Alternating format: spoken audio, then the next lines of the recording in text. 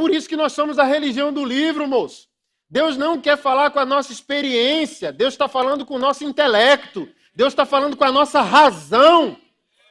Ei, macho, renova a tua cabeça com aquilo que eu tenho a dizer a você. Não foi isso? Dá vontade de fazer uma Bíblia na versão nordestina. Pegar Romanos 12, transformar-vos pela renovação da experiência. Hã? Fala pessoal, sejam bem-vindos ao nosso canal. Mas antes de assistir esse vídeo, se inscreva no canal, ative as notificações e deixe seu like. Que Deus te abençoe grandemente.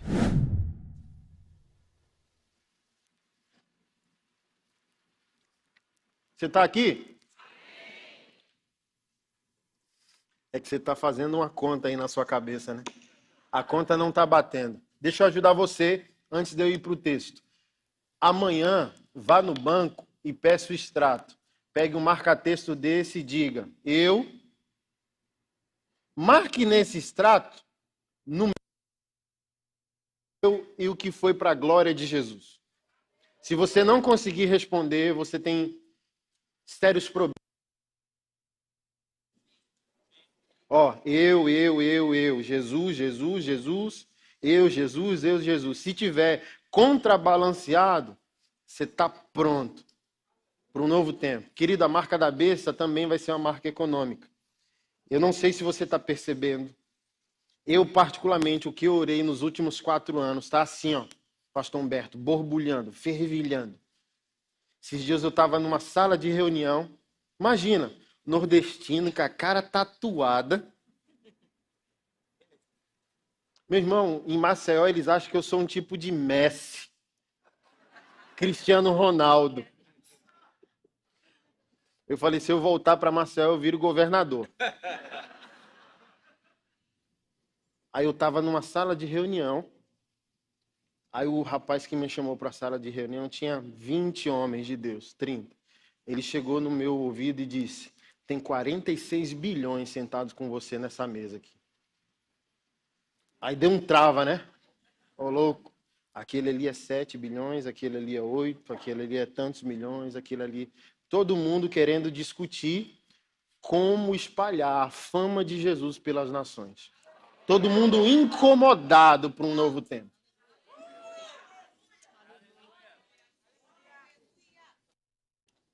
Porque a gente acha que é um tabu, né? O cara não pode ser milionário e crente. Mas tem um deles que tem 2 instituições no sertão nordestino. Com uma ele leva água, com a outra ele assinou a carteira. Imagina, assinou a carteira e deu carro próprio para 150 missionários de carteira assinada. E um dia ele disse, quebrado, Deus, como glorificar o teu nome? Aí Deus disse, seja eu mesmo no sertão, e você vai se surpreender nos próximos anos. Toda essa crise que o Brasil enfrentou nos últimos anos, a empresa dele, se você for pesquisar, eu posso falar depois qual é a empresa, particularmente para você, para não virar polêmica, não parou. O camarada é dono de quase toda a cidade dele. Mas você pega, você passa por ele e você diz, não acredito não. Um homem comum. Um homem de carne e osso, um homem simples. Que entendeu o quê? Identidade, herança, juízo.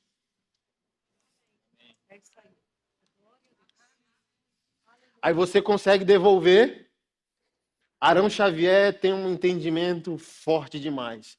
Ele diz que o dinheiro é a única maneira do diabo ferir Deus. Porque o diabo torna o príncipe de Deus, que é você, a princesa de Deus, que é você, escravo do que você deveria ser senhor.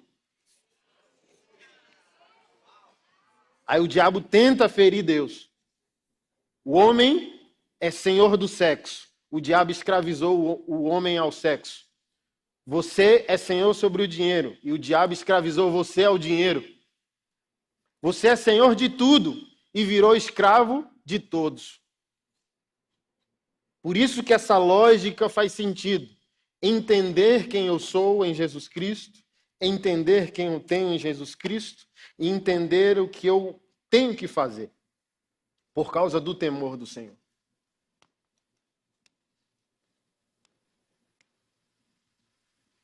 Você abriu em Gênesis 1? Verso 1. No princípio, Deus criou. Verso 3. Disse Deus. Verso 4.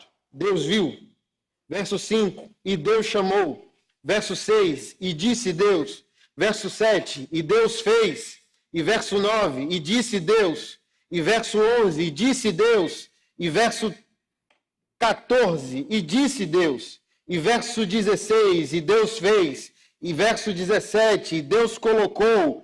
E verso 20. E disse Deus. E verso 22. E Deus criou. E verso 22. Então Deus os abençoou. E verso 24. E disse Deus. E verso 25. E Deus fez. E verso 26. E disse Deus. E verso 27. E Deus criou. E verso 28. Então Deus abençoou. Verso 29. Disse-lhe mais Deus. Verso 31. E Deus viu tudo quanto o fizera. E era muito.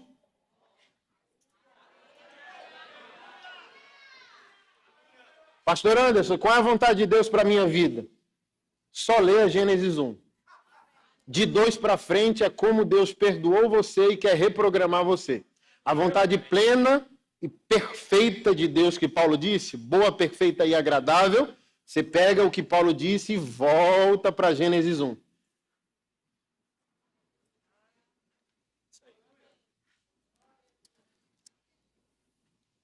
E haja doença, está aqui? Haja câncer. Como eu disse ontem, dá uma rajada de língua estranha quando ligam para você do Serasa e diz: teu nome entrou, foi negativado. Hã? Tem alguma coisa negativa em Gênesis 1? Tem alguma coisa disfuncional em Gênesis 1? Então, nada que fere nossa dignidade é vontade criativa de Deus. Deus trabalha no problema, ok. Mas ele não é o criador do seu problema.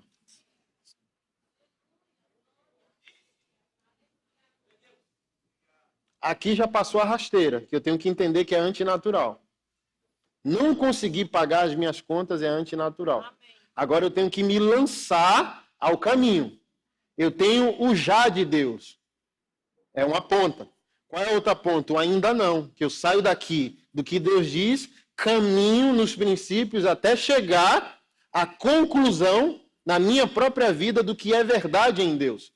Porque, eu não concordo porque eu vi fulano na minha vida. Querido, sua experiência pessoal não é doutrina. Doutrina é a palavra. Não importa o que você acha, como eu disse ontem, isso aqui não é uma sugestão, isso aqui é um veredito. Deus não está interessado no que você tem a opinar. Deus quer saber se você está disponível a viver essa palavra. Alguém chegou para mim e disse: eu não creio em dízimo não, era comida. Aí eu falei: tu nunca deu uma alface para ninguém, moço. O que você está criando problema? Traga o boi. Tu planta arroz? Traga, ué. Mas tu acha que tu vai convencer esse tatuado com essa ladainha tua? Eu falei bem assim: vamos encerrar o assunto. Ele disse: como? Me dê as provas que você está certo. O que nós chamamos de testemunho. Você quer de quando? Você quer que eu te conte de quando? De ontem? Semana passada? Mês passado? Ano passado? Um crente bom. O que ele mais tem é histórias para contar sobre as intervenções de Deus. Por isso não importa o que a gente pensa sobre qualquer assunto. Toda verdade produz resultado. Toda verdade produz fruto. Toda verdade produz milagre.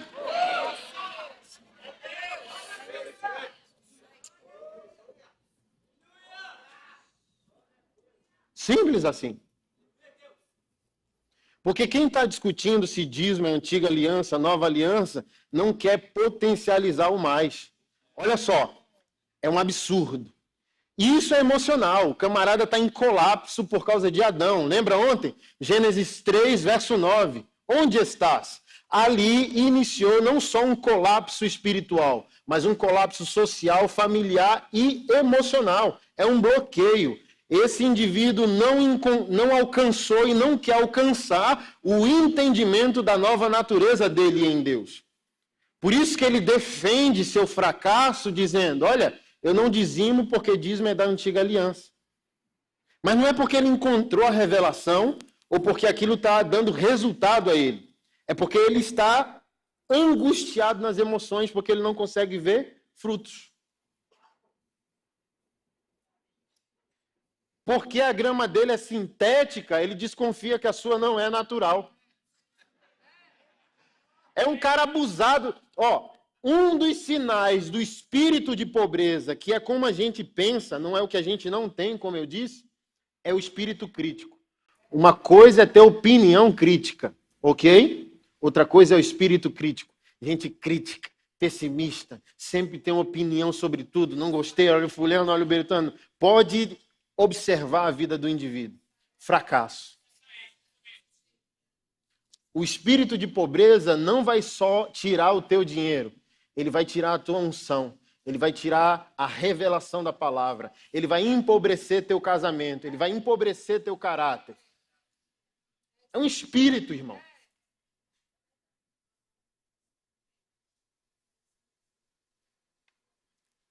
Agora, se você abraçou esse espírito, essa identidade de prosperidade, pode aguardar. Assim como a morte toma conta progressivamente de todas as áreas, a prosperidade também. Quem prosperou em Deus no conhecimento de si mesmo, prospera o casamento. É só uma questão de tempo. Prospera a unção, prospera a revelação da palavra, e todas as áreas vão sendo contaminadas. Meu irmão, como o camarada vai me convencer? Um dia saí do culto, e a minha esposa, vamos embora? Vamos. Pega o ônibus e diz, não tenho dinheiro não. Fala com alguém da igreja. Eu falei, não, o pastor tem me ensinado. E eu quero viver minhas próprias experiências. Vamos embora, mulher. Ela falou, vai dar 2 horas andando. Eu falei, não estou nem aí. Mas se eu depender, eu vou depender para sempre. Eu quero romper com aquilo que Adão diz sobre mim. Deixa eu falar de novo. Eu quero romper com aquilo que Adão diz sobre mim. E eu fui andando. Ela chorando de dor nos pés e eu balbuciando. Línguas, andando. Passei na frente de um bar, veio assim, R$5 voando. Ficou assim no meu pé. Eu peguei. Mas quando eu peguei, eu senti uma vergonha de Deus muito grande. Aí eu disse, Senhor, muito obrigado. Mas é agora que eu vou mostrar para o Senhor e para o diabo quem eu sou. Eu disse, diabo, vem cá, fica aqui do ladinho. Senhor também, fica os dois do ladinho aqui. Eu não sirvo a Deus por um salário. Então não corro o risco de servir o diabo por um salário melhor. Eu sei que Deus é provedor. Eu sei que Deus é bom. Mas acima de tudo, eu estou nessa por amor. Então, muito obrigado. Esses R$5 eu uso amanhã. Diabo, ainda falta 1 hora e 20 minutos para eu chegar em casa. Eu estava calado, agora eu vou fazer barulho. E a mulher chorando. Não acredito que você vai fazer isso, não. Bora, mulher. E ela continuou chorando e eu, imagina, 1 hora e meia, igual um maluco na rua, pulando, orando em línguas. Aleluia. Aí o cara vem agora, hoje, 2019, perguntar, qual é o segredo do teu ministério? Princípios e processos. Não olha para o meu altar, não. Não olha para a minha plataforma, não. Vamos chorar comigo há 10 anos atrás? Vamos declarar a palavra comigo 12 anos atrás? Lembra de Neuzinha, Marcelo? Eu casei com essa mulher. Tinha um colchão sem a cama e um fogão sem botijão. Comíamos marmitex o dia inteiro. E um dia consegui R$80. Compramos a marmita do dia. Sobrou 65. Ela falou, aleluia, uma semana de provisão. Aí eu disse, perdeu. Perdeu o quê? Deus botou no meu coração de mandar isso aqui para um casal. Que casal? Meus professores do Rema. E ela falou, é sério que você vai fazer isso? É. Aí fui no banco e depositei os R$ 65 para a Neuza e para a Marcela. Pastor Luiz Hermínio me ensinou um princípio. Anderson, antes de você entrar numa nação, de alguma maneira, suas ofertas já entraram lá antes de você. Você dizima aqui em Recife, eu não sei como, mas de alguma maneira isso repercute, porque olha só, ofertei, hein? Pastor Humberto está orando, ofertei. Ele recebeu, agradeceu e vai fazer o quê?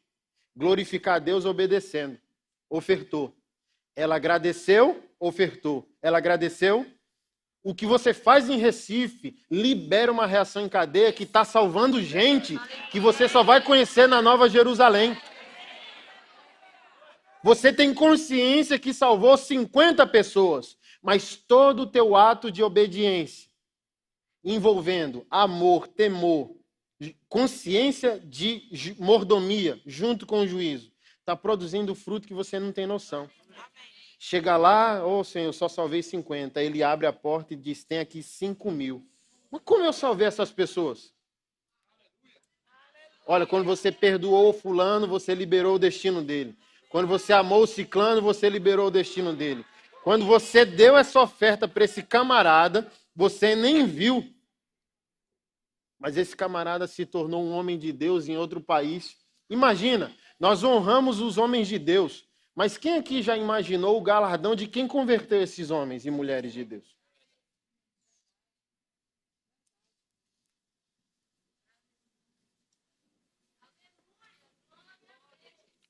Não está mais no teu espírito, querido, porque você não tem mais maldição nenhuma. Está no campo das suas emoções, irmão. Por isso que nós somos a religião do livro, moço. Deus não quer falar com a nossa experiência. Deus está falando com o nosso intelecto. Deus está falando com a nossa razão. Ei, macho, renova a tua cabeça com aquilo que eu tenho a dizer a você. Não foi isso?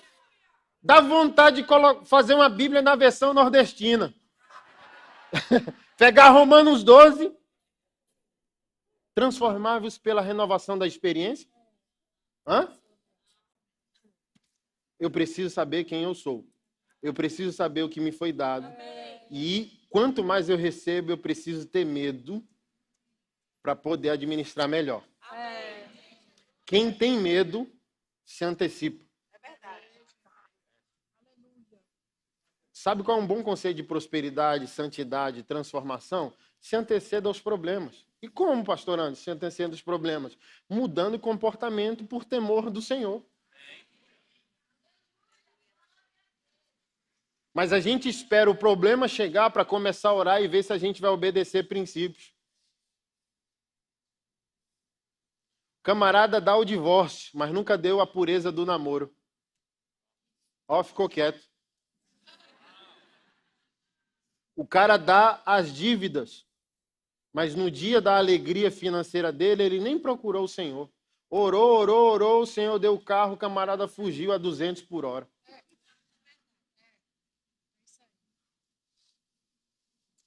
E é tão poderoso, para eu poder encerrar com você, que eu não sei se você tinha consciência sobre a parábola dos talentos.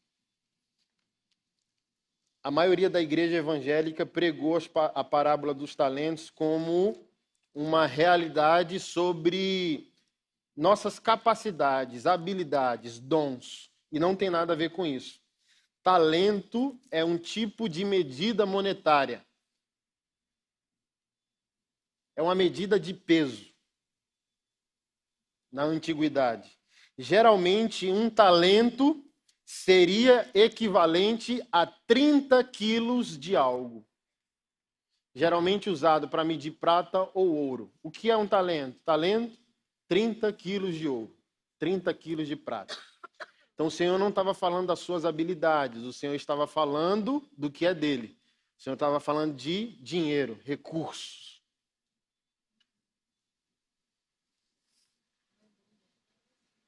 Deu um talento.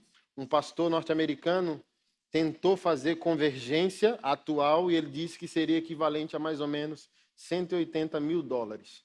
Tome aqui, tome 360 mil dólares e tome quase 1 milhão. Estou viajando, quando eu voltar eu quero que isso aqui tenha reverberado, eu quero lucro. E o meu lucro são pessoas transformadas à imagem do meu filho.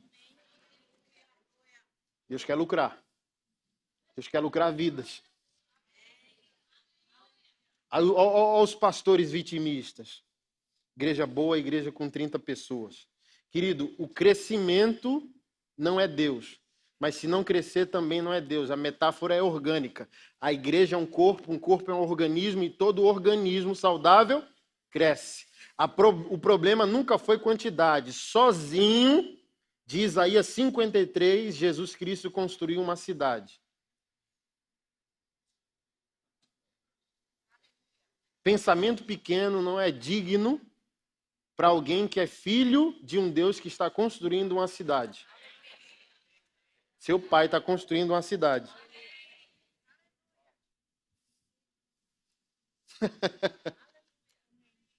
Não é espiritual ficar com 30 ovelhas. Amém. Se for a vontade dele. Mas se não for, irmão, deixe ele soprar você. Porque o cara não quer ter 30 porque entendeu no espírito. O cara quer ter 30 porque emocionalmente ele não quer alcançar o lugar dele no espírito. Ele fica envergonhado. Quem é pastor aqui? Levanta a mão. Se você comprar o carro, uma ovelha vai dizer que você está roubando. Se você não comprar o carro, essa mesma ovelha vai dizer que Deus não está na sua vida. Compre o carro, irmão.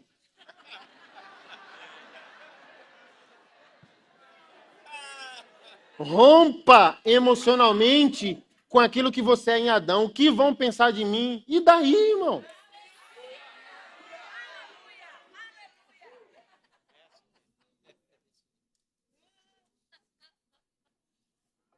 Aí a palavra diz, para eu encerrar.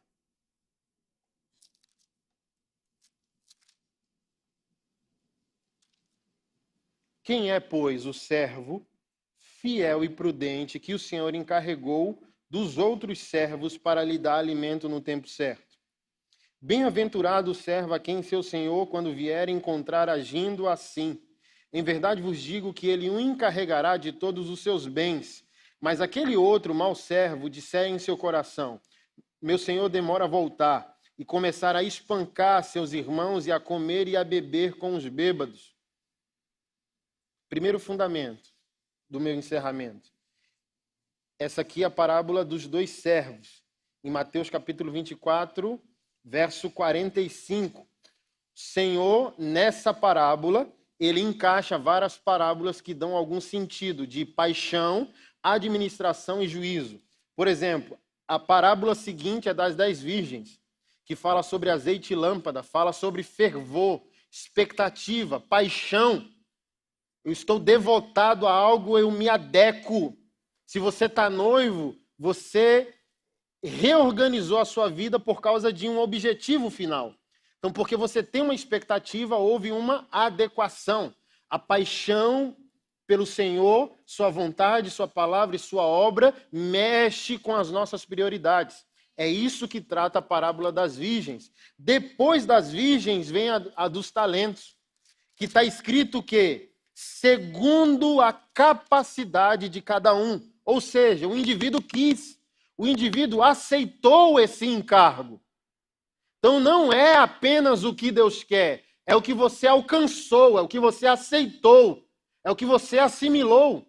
Parar de rivalizar com Deus a partir da sua natureza adâmica. Deixa eu ensinar algo a você. Você não se torna mais que vencedor porque você declara isso. Você se torna mais que vencedor quando você aceita ser mais que perdedor para quem venceu. Enquanto você não perde para Jesus, você não consegue vencer. Aí você fica rivalizando com a sua razão contra ele. Segundo a capacidade de cada um. Então, se um pastor bloqueado acha que é espiritual ter 30 ovelhas, ele não vai alcançar, porque ele está rivalizando com Deus. Ele vai ficar com aquelas 30, uma vida atribulada, desgastado emocionalmente, e nunca vai conseguir romper a vontade de Deus na vida dele. Porque está escrito aqui, as capacidades são a partir daquilo que o indivíduo aceita. Segundo a capacidade de cada um. Ou seja, eu entendi, eu aceito e me desenvolvo para poder reagir melhor àquilo que Deus diz ao meu respeito. A parábola seguinte é das ovelhas e dos bodes. Então, a primeira parábola fala de paixão, a segunda fala de administração e a terceira fala de juízo. E o Senhor disse para a ovelha, fique à minha direita, e disse para o bode, fique à minha esquerda. Quando eu estive nu, quando eu estive preso, quando eu estive faminto, vocês me alimentaram, me visitaram, me vestiram. Ovelhas perguntaram, quando? Bodes também perguntaram, quando? Ok? Tanto para a ovelha quanto para o bode, bem e mal eram involuntários, subjetivos. Eles não percebiam, a ovelha não percebia o bem que ela praticava. Sabe por quê? Porque quando você entende sua identidade, sua herança e o temor do Senhor, você passa a ser quem Jesus seria na terra. Então você não contabiliza o bem que você faz. Você faz o bem e nem tem consciência que está fazendo o bem. Quando você não entende, você faz o mal e nem percebe que está fazendo o mal. Quando você entende quem você é, o que o Senhor te deu e como você tem que viver, você passa a ser um adorador de olhos abertos. A gente acha que o ápice da nossa fé é o domingo à noite, onde nós adoramos a Deus de olhos abertos. Não. O ápice da sua fé é o que você vai fazer segunda de manhã com aquilo que você aprendeu no domingo à noite. Domingo à noite você adorou de olhos fechados. Segunda-feira de manhã você tem que adorar de olhos abertos, vendo em cada oportunidade do seu dia uma chance de tornar Jesus Cristo famoso. Você viu o faminto e o alimentou. Você vê o problema e resolveu. Todo problema é uma oportunidade de fazer Jesus Cristo conhecido. Aí faz sentido receber a herança, sim ou não? Porque, e agora eu encerro, diz, quem é o servo fiel e prudente? Aquele que o Senhor encarregou dos seus outros servos para dar alimento no tempo devido. Ou seja, se você é o servo de Deus, você é fiel e prudente. E o Senhor responsabilizou você para cuidar de mim. Então, tudo aquilo que Deus quer dar a você, Deus não quer dar apenas a você, Ele quer também dar através de você. Tudo que o Senhor faz em você e por você, Deus quer fazer através de você. Qual foi a pergunta de Deus para Caim? Cadê o seu? Todo mundo que quer prosperar ou que prosperou e não quer incorrer no juízo do Senhor, precisa entender que se torna responsável pelo irmão. Você é curado por Deus para curar alguém. Deus prospera você para você encurtar a pobreza de alguém. Deus tira você do sofrimento para você ser uma boa notícia para alguém. O servo fiel e prudente, o Senhor encarregou dos outros servos para dar alimento no tempo devido. Mas ele diz, o servo mau começou a beber e embriagar porque achou que o Senhor demoraria. Isso aqui não necessita ser embriaguez objetiva. Olha, foi para o bar, tomou uma pitu, está bêbado. Não. É a falta de temor, viver a vida do seu jeito e não do jeito de Deus. Quer maior embriaguez do que essa, um crente achar que tem vontade própria. Isso é embriaguez. Olha, Jesus está voltando, então eu posso fazer do meu jeito. Se não precisássemos ter temor, por que Ananias e Safira na palavra? O apóstolo Pedro disse, o dinheiro estava sobre o governo de vocês. Não precisava ter mentido, não era doutrina. As pessoas davam tudo por gratidão e um senso escatológico de urgência. Podia ter dito, eu vendi a casa por 100 mil, mas só quero dar 50. Não era doutrina, não era obrigado. Mas vendeu por 100, disse que vendeu por 50 e foi julgado por quê? Gênesis 1, verso 1. E Deus criou os céus e a terra, ou seja, é dele. Não é que Deus vai matar você, mas no mínimo você tem que aprender com esse tatuado aqui uma nova responsabilidade. Ele quer, ele vai e ele já começou a fazer. A pergunta é, essa pessoa que ele vai usar é você? Para dar alimento aos irmãos, resolver o problema da sua cidade. Todo cristão é um missionário, irmão. Para ser um missionário, você não tem que deixar de ser médico e vir para o púlpito. Você é médico, que tal pegar um dia do seu mês e dizimar a Deus atendendo pessoas que não podem pagar o seu preço? Você é advogado, que tal dar um dia do seu mês para pessoas que não podem pagar seu serviço? Você é dentista? Você está entendendo? Deus deu a você uma capacidade, um dom, um talento, uma moeda. Sua graduação vale quanto? R$500 mil. Se você formou como médico, você sabe o quão caro foi. Mas foi um anseio divino. Ser missionário não é largar isso e ir para a África. Você já é um missionário sendo médico. A sua graduação foi o talento que Deus deu a você na cruz. E você precisa fazer o quê com a sua graduação em medicina? Se responsabilizar pelos seus irmãos. Para que Deus não pergunte para você o que perguntou para Caim. Cadê seu irmão? E eu encerro perguntando isso para você. Deus te deu talentos. Ele deu para você algo. Cadê o seu irmão?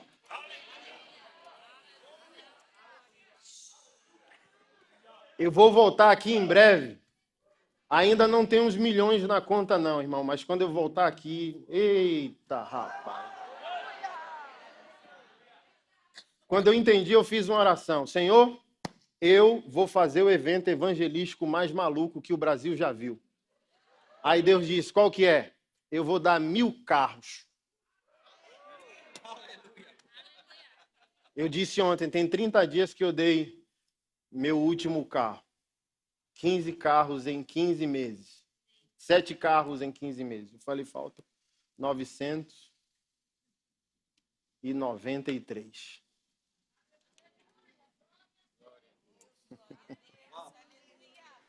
E eu só quero fazer isso como um teste de mordomia. Entenda quem você é, entenda o que ele te deu e entenda como viver por causa do temor dele. Amém? Vamos orar. Pai, nós louvamos o teu santo nome e te agradecemos pela tua fidelidade. Que a tua palavra encontre repouso em nosso entendimento, em nosso coração. Que chaves, Senhor, sejam entregues a nós hoje. Chaves de entendimento, chaves de encorajamento, ousadia, para romper com a mentalidade adâmica e inaugurar um novo tempo para a tua glória. Que cada um daqui saia encorajado a iniciar um novo ciclo de engajamento, de ação, de comprometimento com o teu caráter, tua palavra, tua vontade e com essa cidade. Que essa cidade seja impactada através de nós. Em nome de Jesus e para a glória de Jesus é a nossa oração. Amém.